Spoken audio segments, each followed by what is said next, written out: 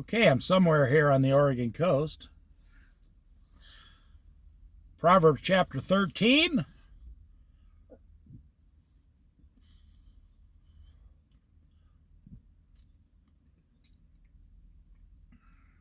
Verse 4.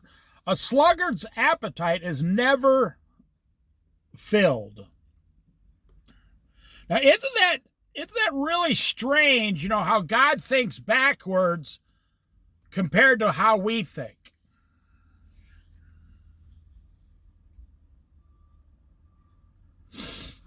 God says the sluggard's appetite is never filled. Well, now we say, well, that's because he's a lazy sluggard and he won't get a job, so he has no money to buy groceries.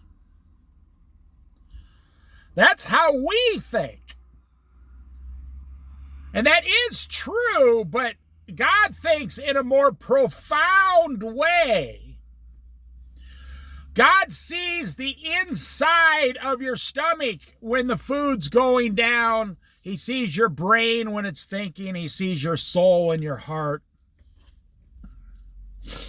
God sees the blood flowing through your veins. God knows the number of hairs on your head. He knows the last day you're going to be on this earth. So if you think about God, that's what I try to explain here in all these studies, or a lot of them. Stop using your own standards and go by the standards of the Word of God. In order to understand all this, you have to seriously have a very close relationship with Jesus Christ. Kind of like the seagull and the sea, the ocean. God is the ocean, you are the seagull. You cannot live without the ocean as a seagull. When I drove through Idaho a few times, you get about halfway across Idaho, there's this rest area that you can pull into on the interstate in Idaho. And there's some seagulls. I know it sounds crazy. There's seagulls living in that parking lot in the middle of Idaho. And I was like, wow. Why would a seagull be 450 miles away from the ocean? But I figured it out over the years went by. Those seagulls living in Idaho are lazy seagulls. They had just a little taste of the free bread or crackers or candy that people throw out their window. Oh, look, there's a seagull. I'm going to give it something to eat. And they throw out some bread or, a part of their hamburger or whatever. And the seagull sits in that parking lot stuck. See the seagull flying towards us here, see? That seagull is free. Flies all over the ocean, the beaches, the boats, poops on the boats, gets crab, gets everything a seagull is supposed to get because of the way God designed it. But somehow those seagulls started flying away from the ocean, and people kept feeding them, and they ended up in the middle of Idaho.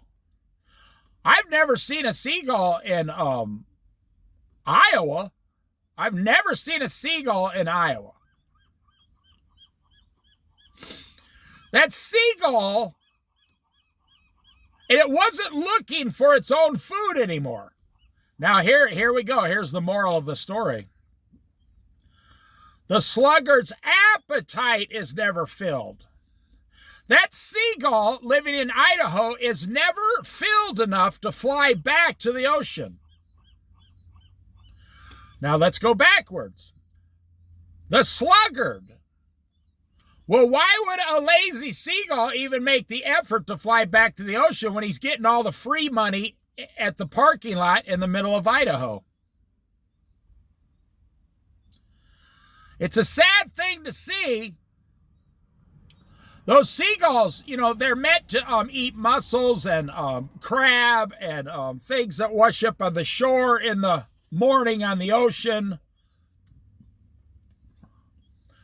or dead things that wash up out of the ocean. That's what seagulls and birds are for, to eat all that stuff. You have no idea God made birds as like a cleaning crew. They're beautiful and they're nice to look at, but they have a job to clean up the ground. That's what crabs do. That's why I don't eat crab, because crabs eat all the poop on the bottom of the ocean and all the dead fish on the bottom of the ocean. They're like God's ocean bottom scrubbers. That's why I don't eat it, because a crab is like 90% poop and dead fish. I just ruined your appetite. But I guess if you put lemon and butter and salt on anything, Americans will eat it. So it's not really that the sluggard's appetite is never filled. No, a sluggard will eat a meal and be full after a meal. His appetite for laziness is never filled. Oh, I know a lot of people. You'd be surprised. I say, what's your number? They say, what do you mean, what's my number? Well, what amount of money do you have to have in the bank before you'll quit and become lazy?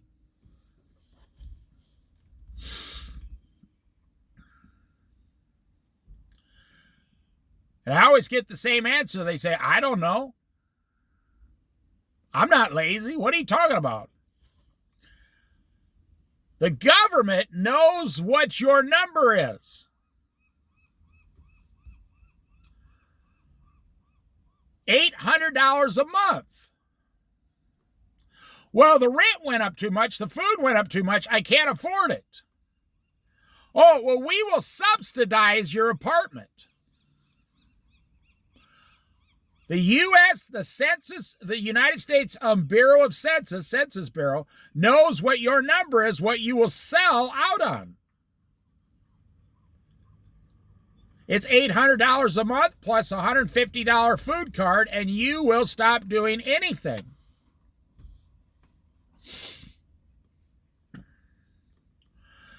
Now, mostly Democrats were the ones that put this into place. The Republicans are knowing they don't want that program. They want everybody working. And the Democrats let it be known very loudly, we want to give you $1,500 a month. But the Republicans won't let us. So everybody on disability, everybody on food stamps, everybody on welfare, everybody on subsidized rent, are you going to vote against the Democrats who send you those checks every month? No. You're not going to vote against the person who feeds you. But what do you do then? You get your $800, you get your food stamps, you get your child welfare, you get your food stamps, you get your free health care. And what do? A sluggard's appetite is never filled. You completely stop. You say, why would the government want us to stop working? Oh, that's easy. So they can take you off the unemployment numbers. Oh. So they can make the working man's economy stronger by... So, we got like 27 million people on disability in this country. If even half of those were out looking for a job, this country would be starving, and middle-class families would be starving to death. Now, it's actually, as a middle-class family, it's actually to your advantage that a bunch of people are on disability so you can go out and get the job faster with no competition. So that everybody wants, the life of the country singer, tequila sunrise. Just drinking my tequila, sitting in my chair, watching the sunset over the beach tonight. Got your pretty lady with you, maybe got your dog. And you don't have to pay for anything, and you don't have to ever work again.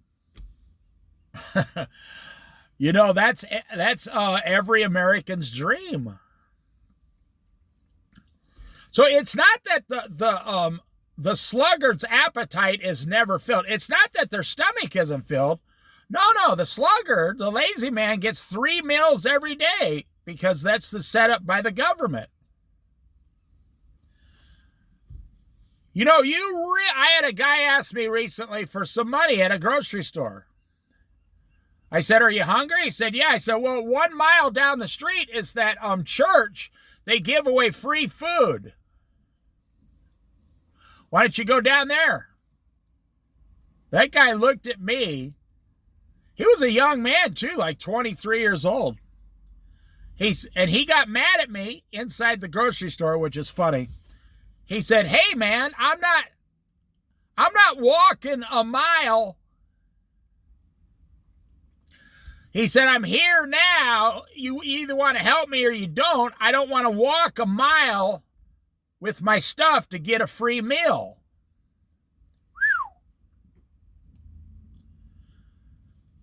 I felt like punching him in the face.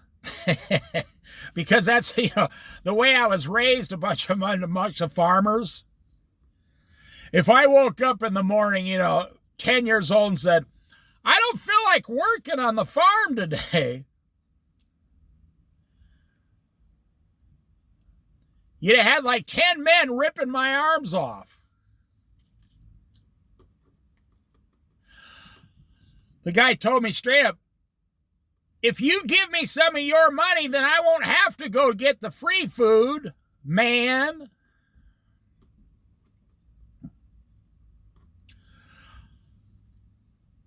The sluggard's appetite is never filled, but the desires of the diligent are fully satisfied. What does diligent mean?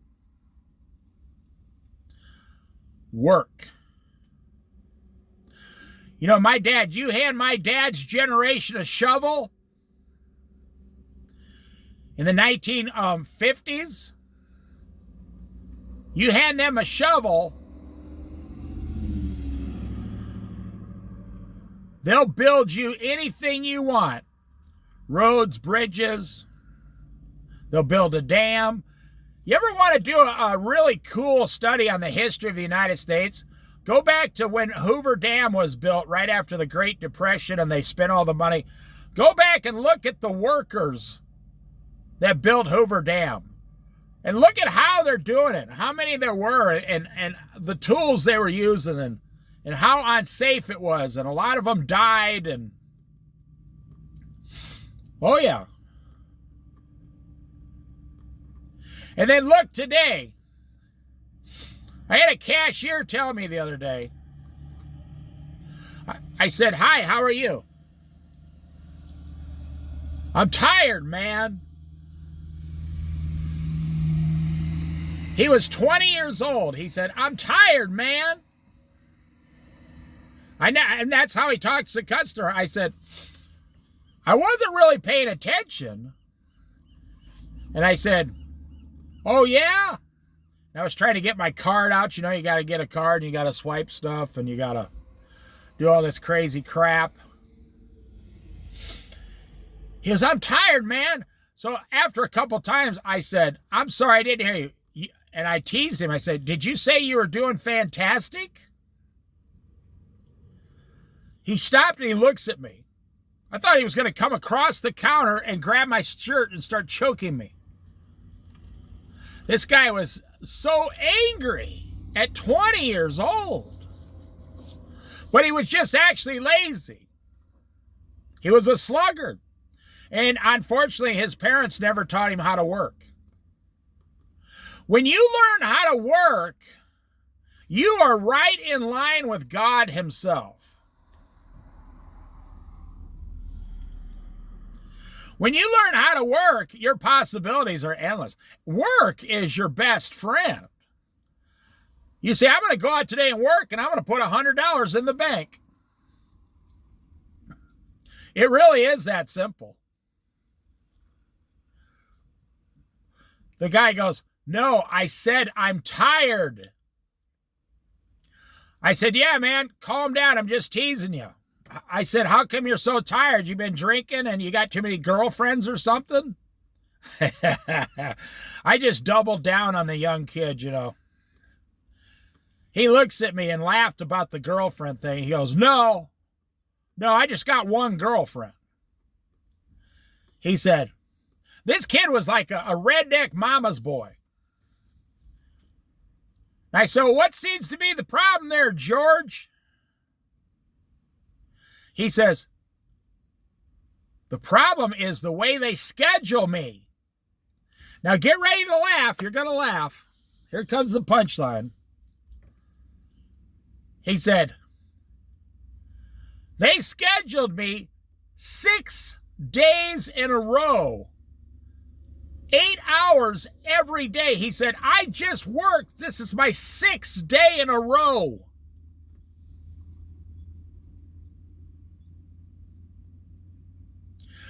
I almost went into telling him about when I used to work 110 hours a week, opening up pizza restaurants. When I was his age, I worked 75 hours a week for 10 years. And then I went out. It's different now. I think technology is ruining people. I said 6 days. He goes, thank God I have tomorrow off. I said, oh, you got anything fun planned, you know? He goes, I'm going to sleep. I might play some video games and go back to sleep, he says. I can barely stand right now. And I'm looking at the 60-year-old woman working behind him. She looks at him and looks at me and rolls her eyes like, oh, geez, what a dumbass. And you say that your generation's going to save the world, but you can't work 6 days in a row?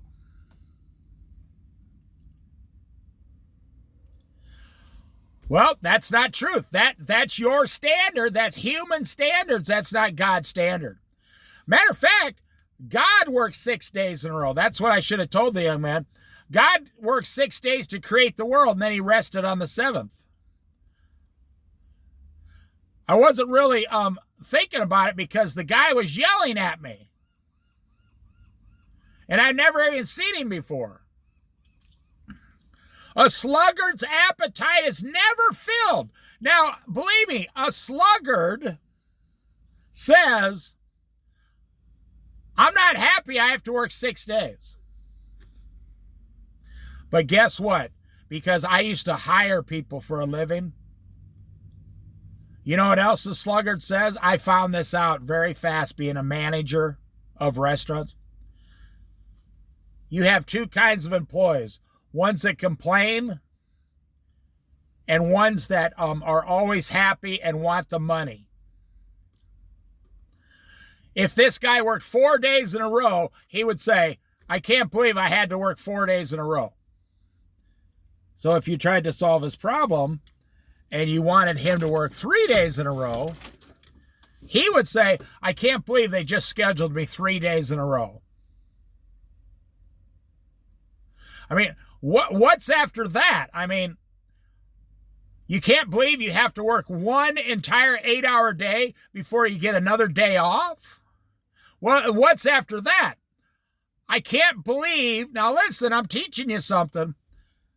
I can't believe I have to work at all. You know, one of my most favorite sayings in the Bible verses. The sluggard is so lazy. He will not bring his hand from the dish of food back to his own mouth. Wow. So, we live in a time now where it's all, everybody, we got to have compassion on these poor young guys who they have trouble working 4 days in a row. We should have compassion on them, give them free everything, and double their wages to $35 an hour. I bet you this guy wasn't a sluggard in his life. That guy looks like he's 85 years old and he's still going somewhere to work. Bet you that guy worked.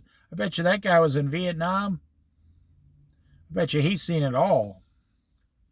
And that's the thing. You say, well, those baby boomers like to, they're crazy about work. No. The baby boomers were working that hard at 12 years old. All of us were.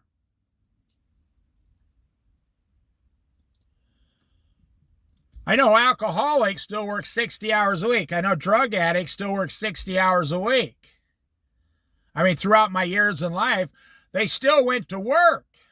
Because it used to be when your job went away, you lost everything.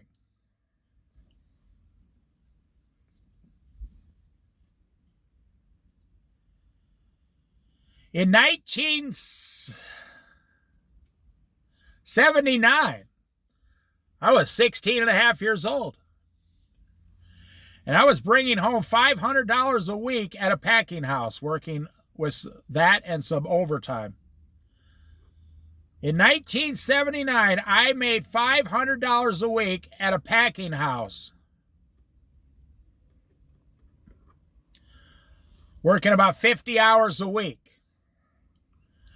That was after taxes. That's how much I brought home. Back then, some old people will listen to me. We used to laugh because say, how much do you make?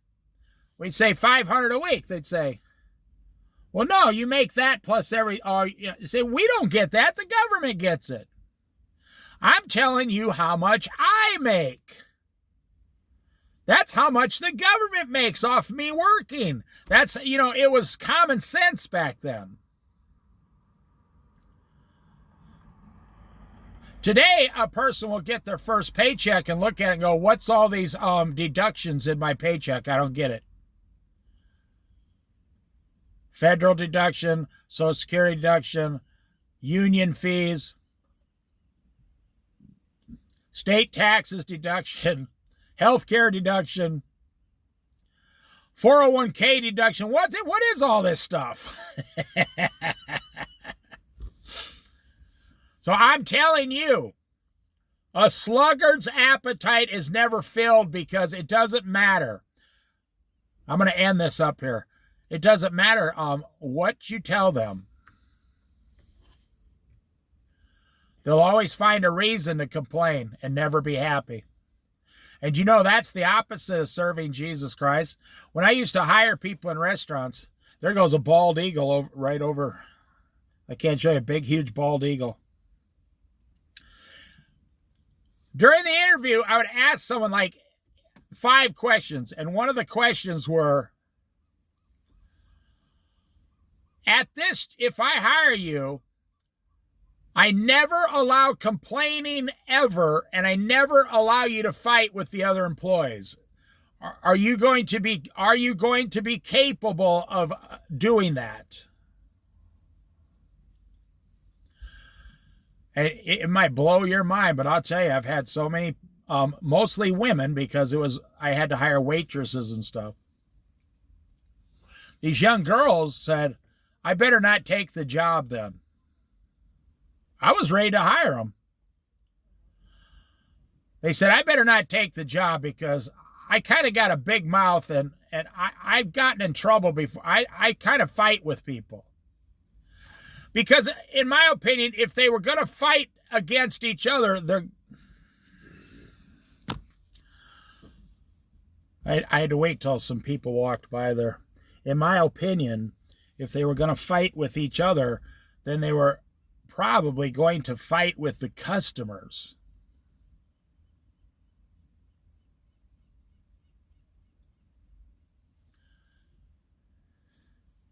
The sluggard's appetite is never filled. But the good news, but the desire of the diligent, the desires, all your desires for the diligent in Christ are fully satisfied. And that's when, when God, what is faith? What is faith? When you have faith, then you're happy. You move forward, not backwards. You improve. You don't go backwards and start. You improve your life. You have faith. Jesus comes alongside your attitude there and starts to give you everything you've asked for. That's what it means. The desires of the diligent are fully satisfied. Now, the hand of God comes against the sluggard. Now, let me tell you how it works. God himself asks the sluggard, would you like to work? No, Lord, I don't want to work. Would you like to work and make some money and contribute to the whole church, so to speak? No, I don't want. I want to be one of the ones that lays outside on the grass and just, whatever.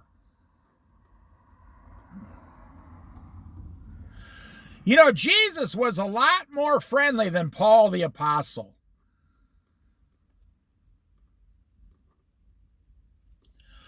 Paul the Apostle found out that they had some sexual behavior problems in one of the churches.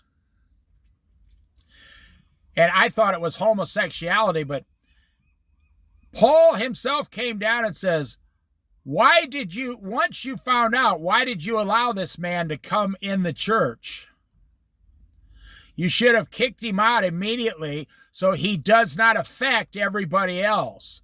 Well, it turned out that man then repented of his sins and gave his life to Christ. So Paul said, well, as it is, he's a believer now. So we will accept him. Oh, I'm telling you straight up. If you're sitting there in life and you're a total sluggard,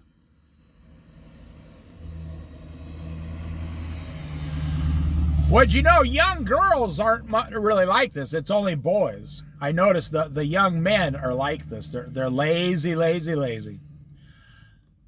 The young girls go out and get a job and start saving money, and because, they start living a life.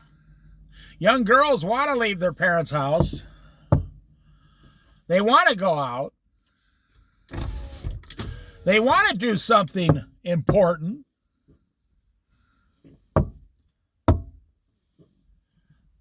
There's a small wasp on my windshield. I'm knocking at it. Thing probably wants to sting me. I think I'm getting it all angry now. Don't worry, I got my window rolled up. Otherwise, he'd come in and sting me.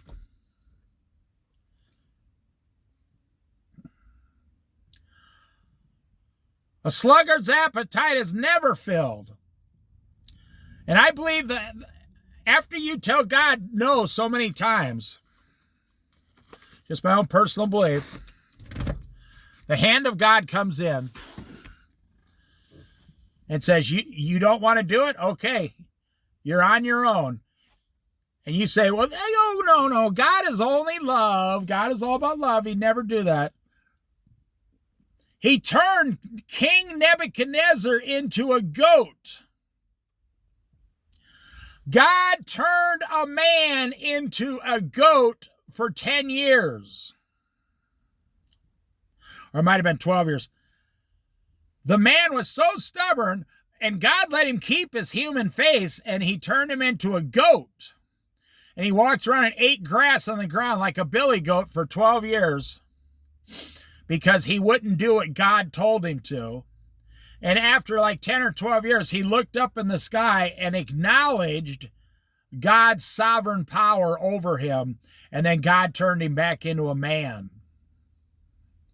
You know, I tell you, it is one of the most, if you're not reading the Bible, you have no, the Bible has the greatest stories in the history of the world.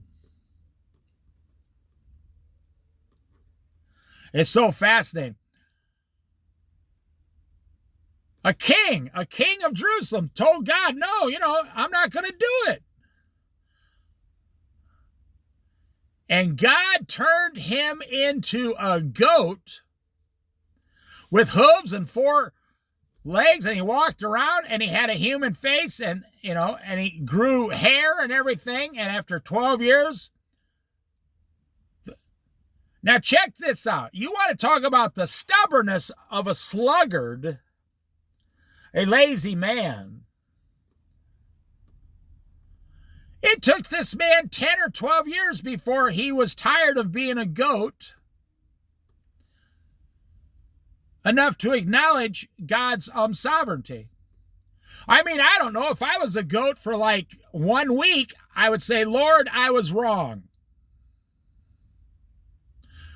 Please turn me back into a man and I'll do everything you want me to. It's like the guy that was walking down the road, the prophet, and the donkey turned around and started talking to him. His own donkey started talking to him. What did the prophet do? He started to beat the donkey. The donkey said, turn back. This man was so stubborn. I don't know, if a donkey started talking English to me, I would probably do whatever it said. So then the man turned around and there was an angel, like a 12-foot tall angel with a flaming sword, and said, how come you did not listen to the donkey who was talking to you? As it is, now you have forced me to cut you in half. The man turned around and went the other way, like he was supposed to. It took Nebuchadnezzar 12 years before he finally acknowledged, hey, you know what? I'm tired of being a donkey.